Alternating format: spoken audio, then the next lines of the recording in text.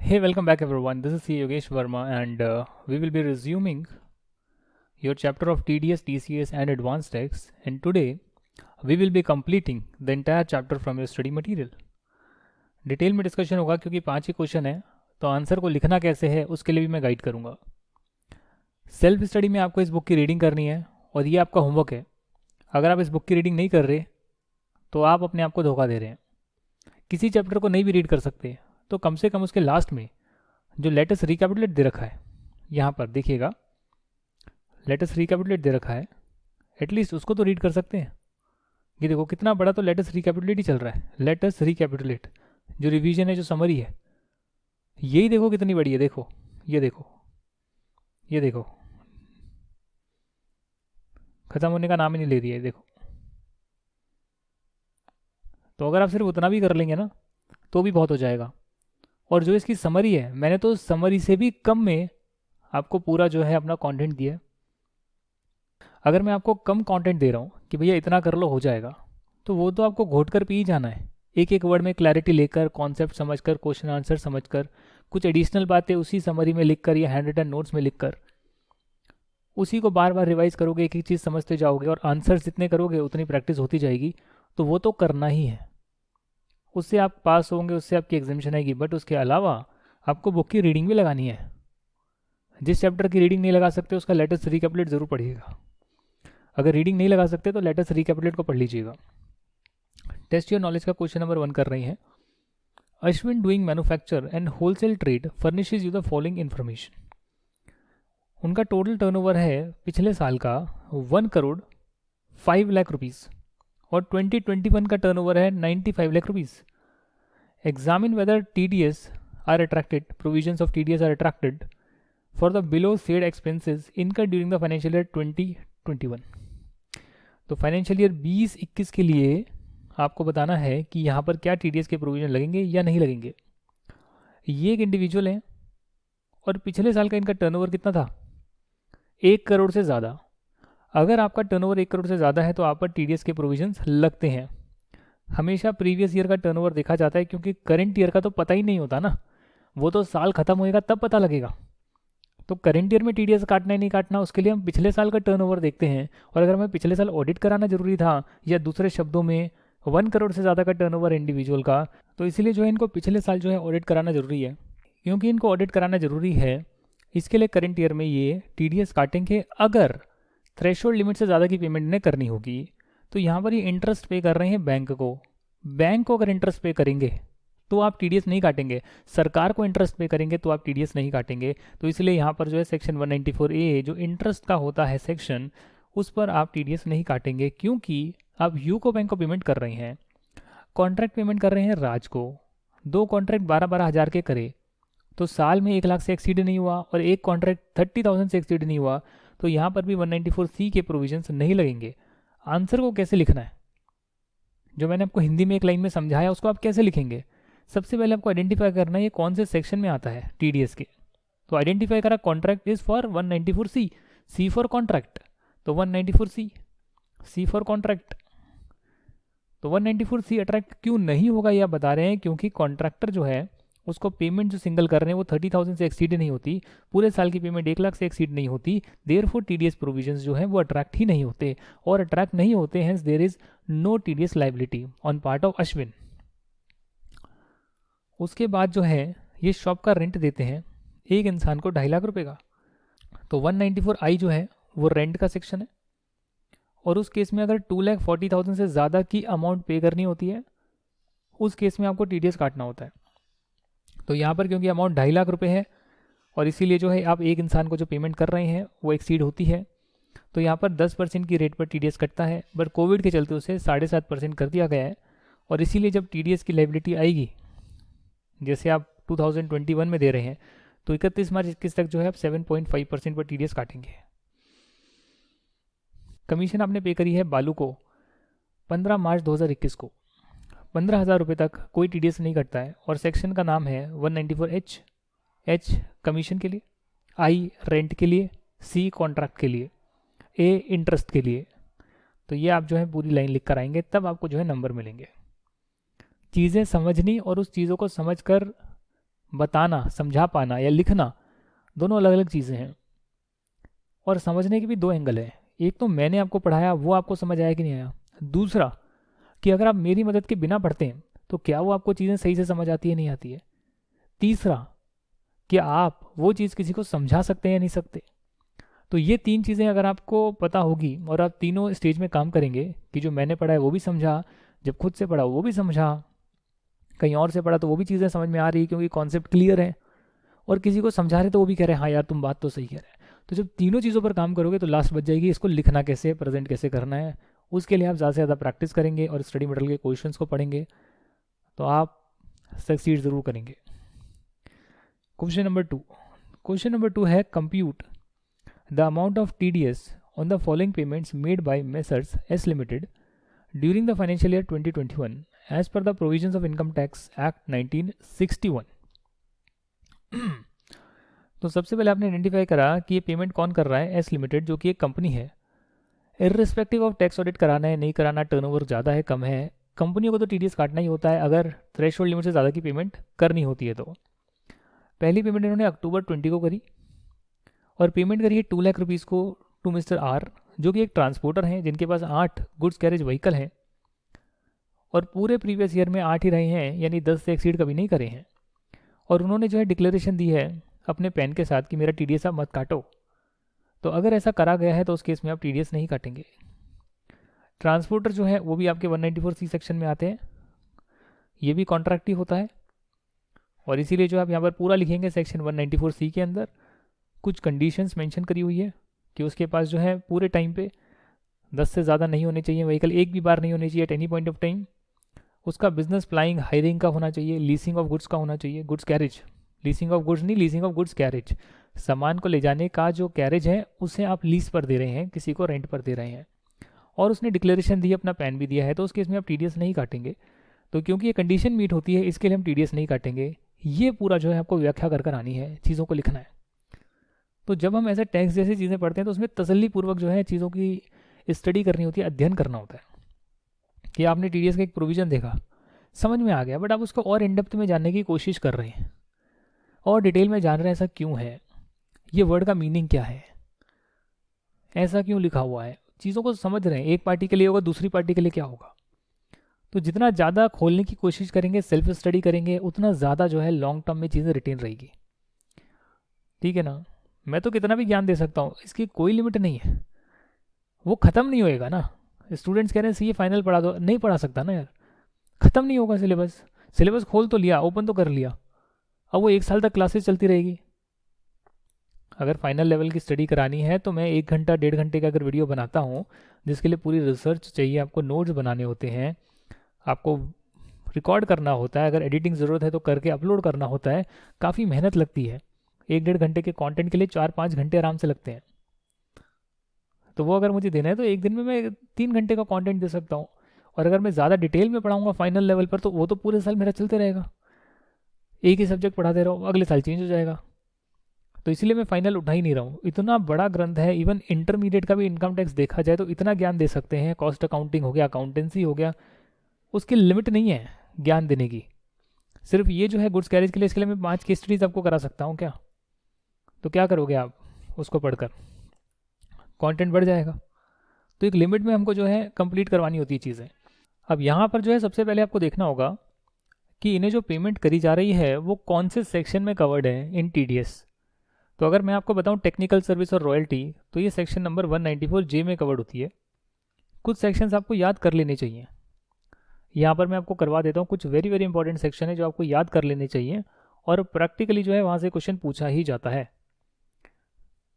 हमेशा ही पूछा जाता है। और इवन प्रैक्टिकल वर्ल्ड में जाएंगे तो भी देखेंगे कि कंपनियां जो अपनी TDS की रिटर्न भर रही है या TDS के चालान सबमिट कर रही है, उसमें ये सारे सेक्शन तो आते ही आते हैं। तो वो कौन कौन से सेक्शन है वो मैं आपको बता देता हूँ। देखिए, कहीं पर भी कॉन्ट्रैक्ट होगा तो 194C आई जाएगा, उसके बाद कहीं पर भी रेंट होगा तो 194I आई जाएगा, कहीं पर भी कमीशन होगी, ब्रोकरेज होगी तो 194H आई जाएगा, कहीं पर भी प्रोफेशनल सर्विस ली होगी तो 194J आई जाएगा। तो ये तो बहुत कॉमन सेक्शन है जो हमेशा ही मुझे देखने को मिलते हैं, हमेशा ही मुझे जो है ये सेक्शन देखने मिलते थे। और TDS में हम हर एक सेक्शन का शेड्यूल बनाते थे मंथ वाइज, अप्रैल मई जून जुलाई कि इतना इतना बना, इतना चालान दिया, ये ड्यू डेट है, बहुत डिटेल बनाते थे। ये तो कुछ भी नहीं है। अगर आप मुझसे पूछेंगे जो पढ़ा रहा हूँ मैं आपको ये कितना लेवल है इसका, तो आप कहेंगे बहुत ज़्यादा लेवल है। मैं कहूँगा ये तो कुछ भी नहीं है, ये तो एक तरह से प्री रिक्विजिट है। दैट मीन्स कि जो हमें कॉम्प्लेक्स काम करने हैं, वो कॉम्प्लेक्स काम करने के लिए एक एलिजिबिलिटी रिक्वायरमेंट है कि इतना तो नॉलेज होना चाहिए। ये नॉलेज आपको गारंटी नहीं देगी कि आप लाइफ में सक्सेसफुल बन जाएंगे, नहीं, ये सिर्फ आपको एलिजिबल बनाएगी कि आप कहीं पर अप्लाई कर सकते हो, काम कर सकते हो। इसके बाद तो बहुत ज़्यादा ज्ञान है, बहुत ज़्यादा नॉलेज और है। तो जो इसको ही हवा बनाकर बैठेंगे ये बहुत कुछ है, द आंसर इज ये कुछ भी नहीं है। सीए बनने के बाद तो बहुत ज़्यादा बड़ा ग्रंथ पढ़ना पड़ेगा। बेयर एक्ट हो सकते हैं, सर्कुलर हो सकता है, नोटिफिकेशन केस लॉज हो सकते हैं, बहुत कुछ हो सकता है। तो इसलिए आप एक ही पर्टिकुलर जगह पर जो है स्पेशलाइजेशन कर सकते हैं, उसी के जो है महारथी बन सकते हैं। ये कुछ भी नहीं है। बट कुछ भी नहीं है तो ये मान करके आप पढ़ाई ना करें, ये इसको हल्के में ले लें तो दिक्कत हो जाएगी। आपके लिए हो सकता है बहुत ज़्यादा चीज़ें हो, बहुत ज़्यादा डिफिकल्ट हो, तो आपको इसको सीरियसली लेना है, क्योंकि यही आपका बेस है। और जितना इन डेप्थ अभी पढ़ोगे उतनी ज़्यादा बड़ी इमारत आप खड़ी कर पाओगे। और अगर अपना बेस कच्चा रख लोगे तो आगे दिक्कत होगी। देयरफॉर जितना मैं करा रहा हूँ उसको मानिए कि 50% ही है, भले ये 100% हो, उसको 50% मानकर ही और एडिशनल 50% और करना है, खुद से करना है।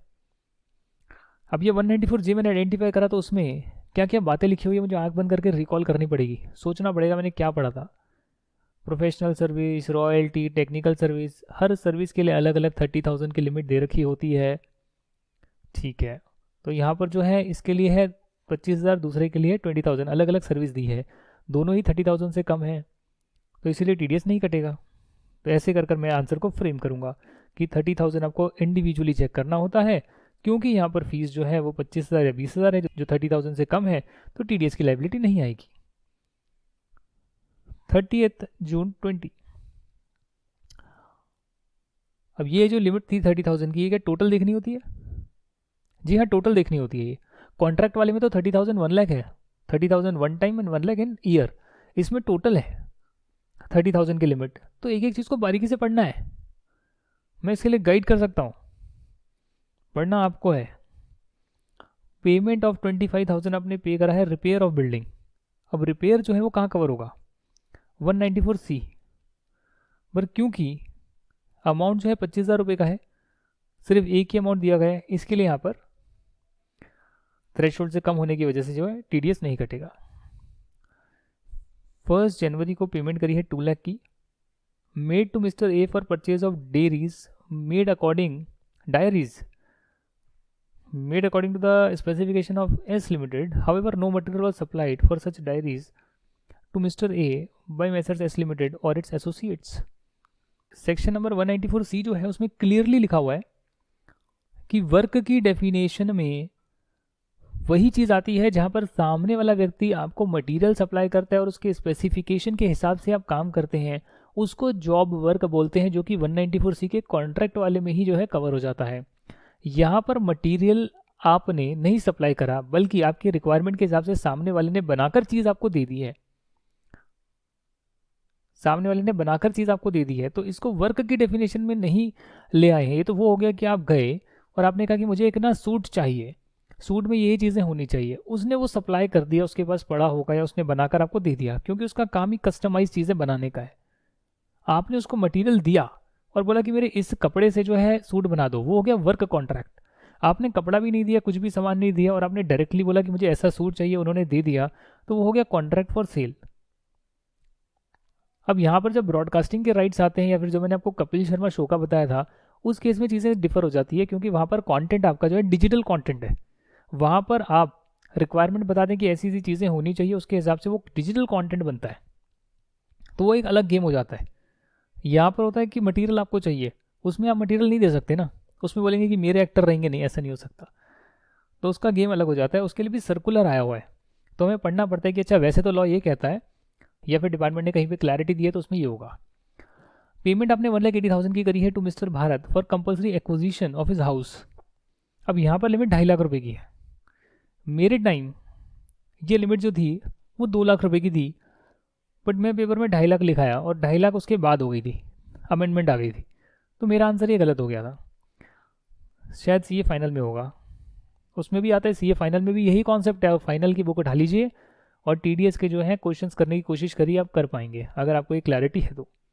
सेक्शन नंबर 194 LA है, पर्सन अगर रेजिडेंट को पेमेंट कर रहे हैं कंपनसेशन कंपल्सरी एक्विजिशन के लिए under any law for any immovable property, तो वो रिस्पॉन्सिबल है कि वो टीडीएस काटेंगे अगर एग्रीगेट अमाउंट 2.5 लाख से ज़्यादा है।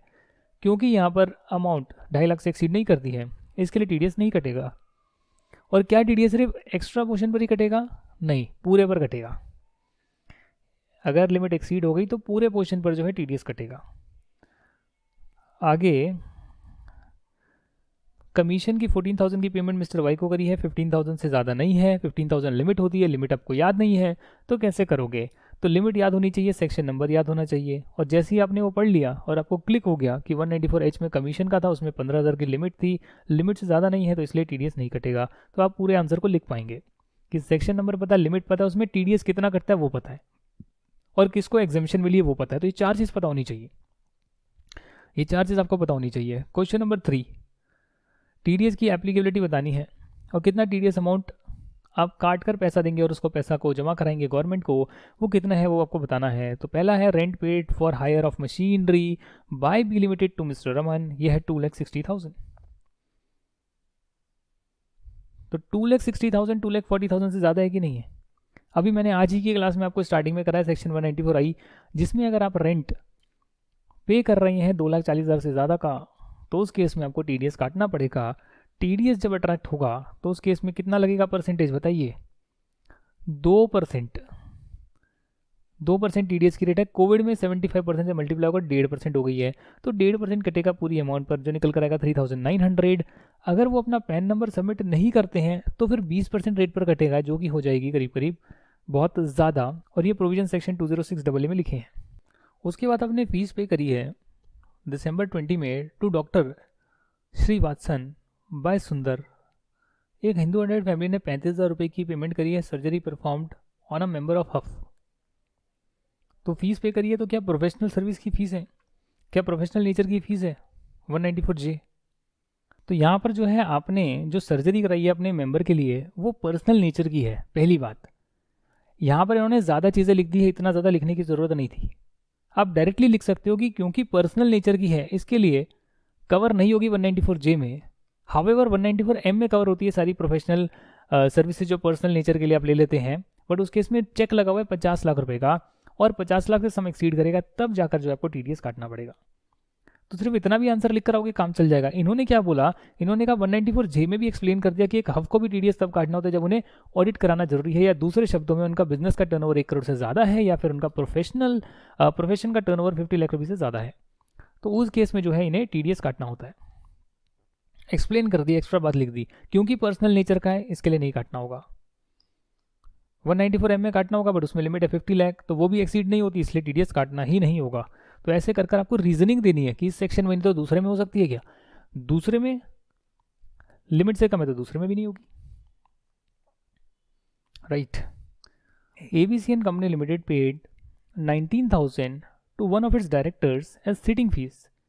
तो जो सिटिंग फीस होती है उस पर कोई लिमिट नहीं होती, उस पर तो आपको टीडीएस काटना ही होता है, और ये सेक्शन 194J में लिखा हुआ है। कितना काटना होता है? 10% की नॉर्मल रेट होती है, कोविड के चलते 7.5% की हो गई है, तो जब कोविड का पीरियड है तब तक ही 7.5% अभी करी गई है, तो 19,000 पर निकल कर आ जाएगा ये 1425। क्वेश्चन नंबर 4 कराने से पहले इसको ज़रा पढ़ लेना, रीड कर लेना, क्योंकि वो डायरेक्टर है, सिटिंग फीस दे रहे हो तो वो एम्प्लॉयमेंट में नहीं आते, इसके लिए सेक्शन 192 जो सैलरी का सेक्शन है टीडीएस का, उसमें टीडीएस नहीं कटेगा। प्रॉपर रीजनिंग लिख रहे हैं आप, 194J में आता है इसलिए कटेगा। अगर आप कोई रेमुनरेशन फीस कमीशन डायरेक्टर को देते हैं उस केस में कटेगा, अगर वो रेजिडेंट डायरेक्टर है तो, क्योंकि नॉन रेजिडेंट होने पर उसके सेक्शन अलग हो जाते हैं जो सीए फाइनल लेवल पर आप पढ़ेंगे। अब यहाँ पर जो है कोई भी थ्रेशोल्ड लिमिट नहीं है, इसके लिए आप 7.5% पर टीडीएस काटेंगे, क्योंकि कोविड का पीरियड है इसके लिए 7.5% पर काटेंगे, अदरवाइज 10% होता। और ऐसे कर आपने जो है पूरा आंसर लिखा, उसमें कैलकुलेट करा और फिर आपने बताया कितना टीडीएस कटेगा। Question number 4, examine the applicability of tax deduction at source provisions the rate and amount of TDS in the following cases for the financial year 2021। अब यहाँ पर जो है 4 पॉइंट्स गिवन है, 4 पॉइंट्स गिवन है, इन 4 पॉइंट्स को ज़रा डिस्कस करते हैं। पहला पॉइंट है payment of 27,000 made to Jack Kallis, जो साउथ अफ्रीकन क्रिकेटर है, Why an Indian newspaper agency on 2nd July 2020 for contribution of articles in relation to the sports of cricket. Payment कितनी करी जा रही है? 27,000 जैक कालिस को करी जा रही है। इंडिया में आते हैं, क्रिकेट खेलते हैं, वो अलग इनका है काम। साथ में एक न्यूज़पेपर एजेंसी में कुछ अपना आर्टिकल कंट्रीब्यूट करते हैं जिसका अलग इनको पैसा मिलता है। तो 20% की रेट है, 20% की रेट है जी, एग्जेम्पशन नहीं है। 194E for EA sports, E for EA sports मतलब स्पोर्ट्स पर्सन के लिए, नॉन रेजिडेंट लोगों के लिए 20% है। साथ में एजुकेशन सेस भी आप जोड़ोगे तब यहाँ पर आ जाएगा टोटल 5616। अब यहाँ पर है point number 2, payment made by company to mister Ram a सब कॉन्ट्रैक्टर।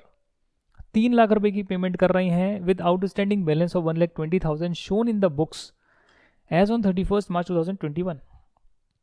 तो ये जो है 31 मार्च को जो है बता रहे हैं कि 3 लाख तो मैं पे कर रहा हूँ और 1,20,000 का बैलेंस क्रिएट कर रहा हूँ आउटस्टैंडिंग। मतलब एंट्री क्या पास कर रहे होंगे? ये कौन से कॉन्ट्रैक्टर हैं जी? राम। तो ये कर रहे हैं, राम जो है उनको मैं दूंगा 1,20,000। ठीक, राम को मैंने दे दिए 3 लाख, ये राम को ही दिए पर बैंक अकाउंट से दे दिए। ठीक है, डायरेक्टली कैश पेमेंट हो गई या ऑनलाइन पेमेंट हो गई, जो भी है। और ये मेरा एक्सपेंस है 4,20,000। तो हमारा एक्ट क्या बोलता है? पेमेंट और credit which ever is early. ये तो दोनों ही 31/3 को हो रही है, 31 मार्च ऑफ 2021। तो इस केस में क्या होगा? तो इस केस में क्या होगा? इस केस में दोस्तों,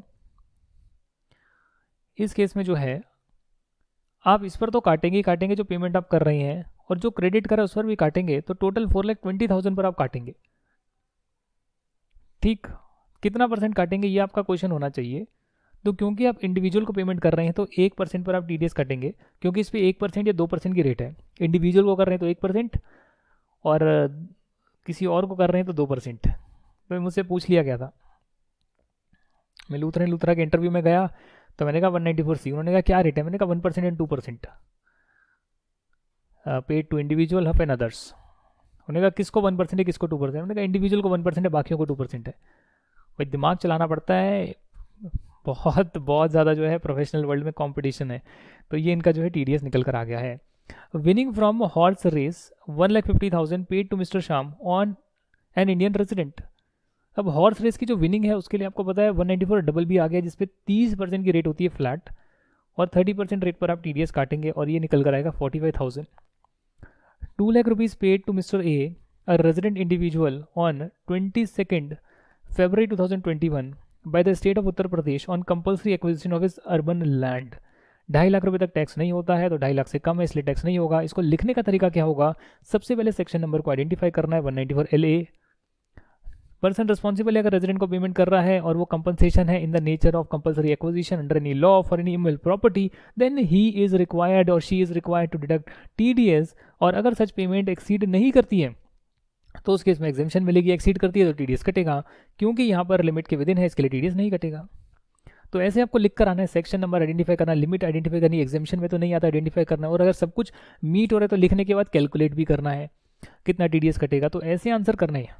क्वेश्चन 4 है, briefly discuss the provisions relating to payment of advance tax on income arising from capital gain and casual income. Advance tax के केस में कैपिटल गेन और कैजुअल इनकम पहले से नहीं पता लगा सकते कि आपको इस साल में, इस पीरियड में या इस दिन आपको जो है ये बेनिफिट मिलने वाला है, आप पहले से पता नहीं लगा सकते हो। तो क्या करा जाएगा उस केस में? आप क्या करेंगे उस केस में? आपको जो है जब भी कैपिटल गेन या कैजुअल इनकम आएगी तो उस केस में प्रोवाइजो कहता है सेक्शन 234C का जो इंटरेस्ट का सेक्शन है, ध्यान से पढ़िएगा इसको, ये मैंने आपको नहीं कराया, इंटरेस्ट का सेक्शन कराया बट उसका प्रोवाइजो नहीं कराया है। प्रोवाइजो में क्या बात लिखी हुई है यहाँ पर हम देखेंगे। देयरफॉर हमारा summary plus study material question answers is complete, दोनों को मिला लिया जाए तो पूरा हो जाता है। तो यहाँ पर ये कहते हैं कि इस प्रोवाइजो में लिखा है कि एडवांस टैक्स जो है पेबल होगा टोटल इनकम पर, जिसमें कैपिटल गेन कैजुअल इनकम सब कुछ आती है। क्योंकि ये पॉसिबल नहीं है कि आप पहले से एस्टिमेट कर लें कि कैपिटल गेन या कैजुअल इनकम या लॉटरी मेरी लग ही जाएगी, जो मैं दिसंबर में लॉटरी खरीदूंगा वो मेरी लग जाएगी, वो पहले से कैसे पता? तो आपने उसे अपनी एस्टिमेटेड इनकम में नहीं लिया, ठीक है ना। जब इनकम अराइज होती है तो एंटायर अमाउंट जो है टैक्स का after considering TDS on such capital gain and casual income should be paid in the remaining instalment where no such instalment is due the entire tax to be paid by 31 March of the relevant financial year. इस case में जो है interest liability नहीं आएगी अगर आपने अपनी entire tax liability पे कर दी है। तो ये यहाँ पर प्रोवाइजो है, क्योंकि सेक्शन 234C बोलता है कि अगर आप इंस्टॉलमेंट तक पैसा नहीं दे पाए उस केस में आपका इंटरेस्ट चालू हो जाता है, 3 महीने का लगता है 1% के हिसाब से पर मंथ और पार्ट ऑफ द मंथ। अब दिसंबर में मेरे को आया कोई इनकम, तो मैं अगर उसको अपनी टोटल इनकम में जोड़कर फिर से पूरे साल की इनकम कैलकुलेट कर देखूंगा कि मेरा 15%, 45% कितना बनता है, 75%, 100% कितना बनता है, अगर मैं देखूंगा तो मेरा मीट नहीं होएगा, वो इनकम आने की वजह से मेरा शॉर्टफॉल हो जाएगा। तो क्या उस पर मैं इंटरेस्ट दूंगा? तो कह रहे हैं नहीं भैया, कैपिटल गेन और लॉटरी इनकम का पहले से नहीं पता होता, अगर उसका आपने टैक्स पूरा दे दिया है तो उस पर इंटरेस्ट कैलकुलेट नहीं होगा, जो पहले डिफॉल्ट हो गया उस पर इंटरेस्ट कैलकुलेट नहीं होगा। ठीक,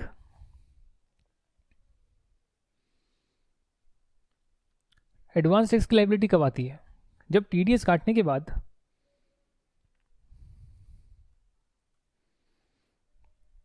वैसे तो कैजुअल इनकम पर तो पूरा 30% पर टीडीएस कट ही जाता है। एडवांस टैक्स की लायबिलिटी तब आती है जब surcharge, education cess, tax liability वगैरह सब कुछ टीडीएस एडजस्ट करने के बाद 10,000 या उससे ज़्यादा होता है, तब आती है, अदरवाइज नहीं आती है। अब करेंगे क्वेश्चन नंबर 6। मिस्टर जय, जिनकी टोटल इनकम 8,70,000 है, उन्होंने एडवांस टैक्स नहीं दिया प्रीवियस ईयर 2021 का। He wishes to pay the whole of the tax along with the interest if any on filing the return in the month of July 2021. What is the total tax which Mr. J has to deposit as self-assessment tax along with the interest? If he files the return on 29th July 2021, assume that he does not exercise the option under section 115 BAC, जो कि optional tax की payment का mechanism है। तो कितना इन्हें self assessment tax देना होगा? सबसे पहले आपको जो है टोटल इनकम पर टैक्स कैलकुलेट करना होगा। यहाँ पर जो है पहले 2.5 लाख पर तो कुछ देना नहीं होगा, और 2.5 लाख के बाद आप कह सकते हैं अगले 2.5 लाख पर जो है 12,500 बनकर निकलेगा 5% के हिसाब से, और उसके बाद 3,70,000 है, 5 लाख से ऊपर 8,70,000 तक 3,70,000 है, उस पर 20% बनकर निकलेगा। ऑप्शनल मैकेनिज्म ये फॉलो नहीं कर रहे तो इनका टोटल टैक्स आ जाएगा 89,960। अभी इस पर सेस नहीं जोड़ा हुआ है, सेस जोड़कर आ जाएगा 89,960। सरचार्ज लगेगा नहीं क्योंकि 50 लाख रुपये से ज़्यादा की इनकम नहीं है। अब ये जो इनका टोटल टैक्स आ गया है 10,000 से ज़्यादा का है, 10,000 या उससे ज़्यादा का है, उस केस में इनको एडवांस टैक्स देना होगा। इन्होंने अगर नहीं दिया तो 234C में जो है इनको इंटरेस्ट देना होगा। इंटरेस्ट कैलकुलेट नहीं करा हुआ है, आप मल्टीप्लाई करेंगे, कैलकुलेट करना पड़ेगा, कैलकुलेशन दे नहीं रखी है तो कैलकुलेट कर देख लेते हैं कि सबसे पहले आप देखेंगे कि टोटल टैक्स का 15% कितना बन रहा है। तो मेरे पास कैलकुलेटर है, यहाँ पे टैक्स आपका निकल कर आया है, एक बार इसको यहाँ पर कैलकुलेट कर लेते हैं। 89,960, 15% इसका कितना है? 15% निकल कर आ रहा है 13,494। वेरी इंपॉर्टेंट, ये हमारा उसमें नहीं हुआ है, आई थिंक मिस हो गया था ये, यहाँ पर मैं आपके साथ डिस्कस कर रहा हूँ। 89,960 जो है आपका आया टैक्स, एडवांस टैक्स की बात कर रहा हूँ मैं। पहले आपने कैलकुलेट करा total tax with cess and surcharge, इसमें से आपने माइनस करा, अगर कोई टीडीएस आपका कट जाएगा तो इस केस में 0 है, तो यानी कि आपका जो पूरे साल का टैक्स बना वो आ गया 89,960। अब आप इसको जो है एस्टिमेटेड टैक्स को जो है आप धीरे धीरे इंस्टॉलमेंट में पे करेंगे। पहली इंस्टॉलमेंट है 15% की, जो आपको 15 जून तक पे कर देनी है, यहाँ लिख भी रखा होगा 15 जून तक पे कर देनी है। वो 15% से मल्टीप्लाई जब मैंने करा इस टैक्स अमाउंट को तो मेरा वो निकल कर आया 13,494। अब यहाँ पर जो राउंडिंग ऑफ का प्रोविजन है वो ये कहता है कि जब एडवांस टैक्स को आप पे करोगे तो आगे का पोर्शन को इग्नोर कर दोगे और 13,400 पर ही, यानी 100 के मल्टीपल्स में ही, 100 के मल्टीपल्स में ही इग्नोरिंग दी अपर पार्ट, जो भी उसका बैलेंस पार्ट है उसको इग्नोर कर देंगे और 100 का जो मल्टीपल है उसमें टैक्स को देंगे। जब मैंने इसमें 45% से मल्टीप्लाई करा, हाँ, तो उस केस में क्या हुआ? मैंने ही पैसे दिए? मैंने दिए ही नहीं, मैंने तो कुछ पैसा दिया ही नहीं, तो इस पर 1% का इंटरेस्ट बनेगा 3 महीने का। तो मैंने 1% से मल्टीप्लाई करा, निकल कर आया 134, 3 से मल्टीप्लाई कर दिया, आ गया 402। तो ये मेरा इंटरेस्ट कैलकुलेट हो गया है। अब मैं मल्टीप्लाई कर रहा हूँ 89,960 को 45% से तो निकल कर आ रहा है 4482 निकल कर आ रहा है, बट मैं इसको 4400 लिखूंगा क्योंकि 100 के मल्टीपल में ही एडवांस टैक्स निकलता है। By ignoring the fraction, total income में, इनकम टैक्स लाइबिलिटी में आप अपर राउंड ऑफ करते हैं 10 के मल्टीपल में, एडवांस टैक्स में आप 100 के मल्टीपल में राउंड ऑफ करते हैं इग्नोरिंग द फ्रैक्शन। तो यहां पर जो निकल कर आया 4400, यहां तक आपको इतना टैक्स पे कर देना चाहिए था। इसमें 13400 ऑलरेडी इंक्लूडेड है। आपने जब ये पे नहीं करा तो मैंने सिर्फ 3 महीने का इंटरेस्ट जोड़ा, फिर अगले 3 महीने के बाद मैं देख रहा हूँ टोटल मेरा 45% तक पे हो जाना चाहिए था, वो इतना निकल कर आ रहा है और मैंने पे नहीं करा। तो इस पर 3 महीने का 1% के हिसाब से कितना इंटरेस्ट बनेगा, 404 मल्टीप्लाई बाय 3, 1212। फिर मैंने 75% निकाला कि 75% तक मेरा एटलीस्ट 15 दिसंबर तक पे होना चाहिए था, राउंड ऑफ कर दिया, ये भी पे नहीं हुआ, तो 3 महीने का इंटरेस्ट और जोड़ दिया 1% के हिसाब से, 1% पर मंथ के हिसाब से, और एंड में तो आपका 100% 89,900 पे हो जाना चाहिए था। हालांकि 89,960 है, बट एडवांस टैक्स में आप हमेशा राउंड ऑफ करते हैं 100 के मल्टीपल में, और इसीलिए आपने 89,900 लिखा है, जिसको भी आपने पे नहीं करा। तो 1 महीने का इंटरेस्ट आपने कैलकुलेट करा क्योंकि मार्च का महीना आ गया है। तो 15 मार्च के बाद 31 मार्च तक 1 महीना, पार्ट ऑफ द मंथ को 1 महीना ट्रीट करके इंटरेस्ट लेंगे। प्रीवियस ईयर कंप्लीट हो गया तो सेक्शन 234C में इंटरेस्ट लगना बंद हो जाएगा। उसके बाद शुरू होगा 234B का इंटरेस्ट, और उसमें पूरी अमाउंट पर लगेगा 89,900 कि अगर आपने 90% तक टैक्स पे नहीं करा अपने प्रीवियस ईयर तक, तो उस केस में 1% पर मंथ और पार्ट ऑफ द मंथ लगते रहेगा जब तक आप पे नहीं करते। इन्होंने कब पे करा, इन्होंने 29 जुलाई को पे करा। तो 29 जुलाई तक कितना हो जाएगा, अप्रैल मई जून जुलाई, 4 महीने हो जाएंगे। तो 4 महीने का इंटरेस्ट कैलकुलेट करोगे 1% पर 234B सेक्शन में। सी का कैलकुलेट हो चुका, बी का कैलकुलेट करोगे तो वो निकल कर आपका आएगा 3596। कैसे निकला मैं आपको बता देता हूँ। 89,900, 100 के मल्टीपल में राउंड ऑफ करना है, एडवांस टैक्स को इग्नोर करना है, फ्रैक्शन याद रख लेना। ये बात हमारी मेन क्लास में रह गई थी। 0.1% से करेंगे, आएगा 899, 4 महीने का निकल कर आएगा 3596। इंटरेस्ट को राउंड ऑफ नहीं करना, टैक्स लाइबिलिटी को राउंड ऑफ करना है और उस पर फिर इंटरेस्ट निकालना है। तो 3596 का आपका इंटरेस्ट आ गया, और फिर तो आपने सेल्फ असेसमेंट टैक्स भर भी दिया है। तो उन्हें जो है मिस्टर एक्स जो है उन्हें 89, एक्चुअल में तो 89,960 पे कर रहा है ना, वो तो सिर्फ एडवांस टैक्स की कैलकुलेशन के लिए, उसके इंटरेस्ट की कैलकुलेशन के लिए जो पोर्शन लेना था हमें, वो हमने राउंड ऑफ करके लिया था, बट एक्चुअली में तो इतनी लाइबिलिटी है हेल्थ एंड एजुकेशन सेस के साथ 89,960। इसमें ऐड करेंगे 4535 प्लस 3596, 234C 234B का इंटरेस्ट ऐड करेंगे और ये टोटल निकल कर आएगा। तो ये पेमेंट करनी पड़ेगी। इसको राउंड ऑफ नहीं करा है, क्यों? क्योंकि टैक्स लाइबिलिटी को राउंड ऑफ करेंगे, इंटरेस्ट को जोड़कर राउंड ऑफ नहीं करेंगे हम। इनकम टैक्स लाइबिलिटी को राउंड ऑफ करते हैं, वो राउंड ऑफ है, वो राउंडेड ऑफ है। इसके बाद जो इंटरेस्ट है वो तो 1, 2, 3 रुपीज़ जैसे भी आएगा, पॉइंट्स में नहीं आएगा, बट जो भी यूनिटरी टर्म्स में नॉर्मली आएगा इंटरेस्ट, वो इंटरेस्ट आपको एज इट इज उतना ही पे करना होगा, और रिटर्न में शो होता है, ऑटोमेटिकली कैलकुलेट भी हो जाता है। अब इसी के साथ जो है मैंने काफ़ी डिस्कशन कर लिया एडवांस टैक्स, TDS, TCS के ज़्यादा क्वेश्चन आए नहीं, पर आपका होमवर्क है कि आप इसकी रीडिंग लगाएं। रीडिंग हमसे होती नहीं है, जब पढ़ेंगे तो तोते उड़ जाएंगे कि अच्छा ये क्या लिखा हुआ है भाई इतना सारा, हमने तो 122 पेजेस में पूरा इनकम टैक्स कर लिया, तो एक चैप्टर है। तो वो आपको रीड करना पड़ेगा, चीज़ें समझनी पड़ेगी, तब और क्लैरिटी होगी ये क्यों लिखा है, क्यों लिखा है, क्यों लिखा है। स्टडी मटेरियल अगर मैं कॉपी कर पढ़ा दूँ तो उसका कोई मतलब नहीं है, इसलिए मैंने रिफाइन कर दिया, ताकि आपको रिफाइंड फॉर्म में ईजी लैंग्वेज में चीज़ें समझाई जा सके। और उसके साथ में सपोर्ट करने के लिए जो चीज़ें हमने पढ़ी है, उसको सपोर्ट करने के लिए मैं आपको SM के सारे इलस्ट्रेशन क्वेश्चन करा देता हूँ, ताकि जो चीज़ें हमने पढ़ी है उसके एप्लीकेशन के हिसाब से आपके क्वेश्चन हो रहे हैं।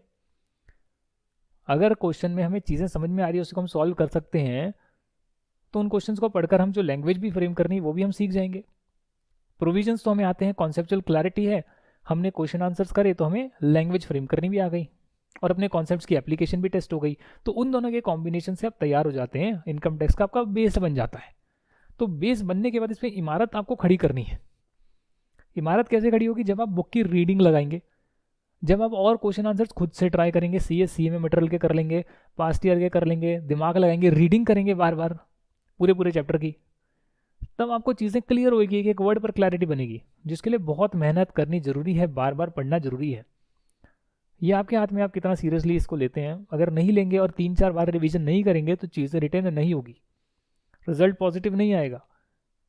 और अगर आप पॉजिटिव लाना चाहते हैं तो समझ जाइए कि आपके एग्ज़ाम्स ही हैं, और एग्ज़ाम्स के लिए आपको तैयारी करनी है तो 2-3 बार उसको पूरा पूरा पढ़कर देखना है। नोट्स को 2-3 बार पढ़ना है, बुक को एक ही बार पढ़ना है। हाँ, बुक के क्वेश्चंस को आप मार्क कर लोगे कि मैं बार बार करूँगा, ये इंपॉर्टेंट है, हर चैप्टर के क्वेश्चंस, इतने इतने क्वेश्चन मुझे दोबारा ट्राई करने इंपॉर्टेंट हैं। पर बुक की रीडिंग एक ही बार करूँगा, बाकी सारा जो है मैं अपना समरी पढ़ूंगा, और कुछ मेरे को एडिशनल बात लिखनी है तो मैं ऐड कर लूँगा समरी के अंदर ही, ताकि मेरे पास वो हैंड आउट रेडी रहें, या मैंने जो हाथ से नोट्स बनाए वो रेडी रहें एग्जाम टाइम रिविजन के लिए। पर कम से कम रीड तो करो, मेहनत तो करो आप। मेहनत नहीं होती है, ऐसा लगता है बस इतना सा करके हो जाएगा। मैंने वन डे रिवीजन डाल दी, मेरे पास मैसेज आ रहे हैं क्या वन डे रिवीजन देखकर हो जाएगा, क्या 5 घंटे पढ़कर ऑडिट हो जाएगा तैयार? अरे भाई सीए है, सीए 5 नहीं 50 घंटे पढ़ोगे तो भी कम है। वीडियो लेक्चर्स की बात कर रहा हूँ, सेल्फ स्टडी में 500 घंटे पढ़ोगे, सेल्फ स्टडी में वो भी कम हो सकते हैं। 5 घंटे पढ़कर हो जाएगा, कैसे कैसे लोग आते हैं। सीरियसनेस को समझते नहीं है सीए के, सीए की सीरियसनेस को समझते नहीं भैया, बहुत कड़ी मेहनत करनी पड़ती है। मैं आपको भले ही कहता हूँ कि भाई मैं 100 पेज पढ़कर गया, एक पर्टिकुलर जगह पर मैं 70 पेजेस 80 पेजेस में कर गया, अपना 70-80% कवरेज कर ली, बट वो 70-80% कवरेज या जो 100 पेज 150 पेज में जो मैंने कवर करा है अपने सीए फाइनल में भी, उसके लिए मैंने पढ़ा तो 500 पेज। वो 500 पेज पढ़ने के बाद मैंने 150 पेज बनाया कि भैया अब मैं इसको रिवाइज करूंगा, मैंने सारी चीज़ें रिफाइन कर ली है, चीज़ें पढ़ ली है डिटेल में। आप क्या कर रहे हैं, आप सिर्फ वो 150 पेज पढ़ रहे हैं, 100 पेज पढ़ रहे हैं आप, तो वो 150-100 पेज आपके एंड टाइम रिवीजन के लिए है, वो रिफाइंड है ऑलरेडी। उसके साथ आपको एक बार तो कम से कम रीडिंग पूरी बुक की करनी है, चाहे वो लॉ हो, टैक्स हो, अकाउंट्स हो, कॉस्टिंग हो, कुछ भी हो, बुक की एक बार रीडिंग ज़रूर करनी है A to Z। मेरी क्लासेस के साथ बुक को पढ़ेंगे, और फिर जो है खुद से पास्ट ईयर के क्वेश्चन या ज़्यादा से ज़्यादा क्वेश्चन ट्राई करेंगे, तब बात बनेगी। और अपने नोट्स बनाएंगे डेफिनेटली, तब बात बनेगी, जिसके लिए कॉन्स्टेंटली आपको रोज, डायरेक्ट एंट्री के स्टूडेंट है 3-4 घंटे रोज पढ़ना चाहिए। कम से कम ना हो सके तो 2.5 से 3 घंटे तो निकालने ही चाहिए। सुबह निकालिए 1.5 घंटे, शाम को निकालिए 1.5 घंटे। इसके अतिरिक्त रेगुलर स्टूडेंट है, फाउंडेशन के बाद आए हैं, तो पूरा दिन पढ़ाई तो करनी है आपको। 2 घंटे सुबह वीडियो लेक्चर देखिए, उसके बाद उसकी पूरी रिवीजन करिए, चीज़ों को डिटेल में बुक से पढ़कर देखिए, अपने नोट्स बनाइए, फिर शाम को 2 घंटे के लेक्चर्स देखिए, फिर उसको रिवाइज करिए, बुक से पढ़िए, स्टडी मटेरियल आपके पास है। पूरा दिन पढ़ाई तो करनी है आपको। अब क्या कर रहे हैं, फुल डे पढ़ाई करनी है, 8-8 घंटे आपको पढ़ना है, जैसे स्कूल में पढ़ते थे 8 घंटे, वैसे आपको पढ़ना है 8 घंटे 10 घंटे, जिसमें 4 घंटे रहेंगे आपके वीडियो लेक्चर के, 4-5 घंटे रहेंगे आपके खुद की सेल्फ स्टडी के। नोट्स बनाने, रिवाइज करना है, बुक से पढ़ना है, बार बार चीज़ें लगे रहना है, तब होगा आपका। Thank you very much, will see you in the next video then, tata bye bye.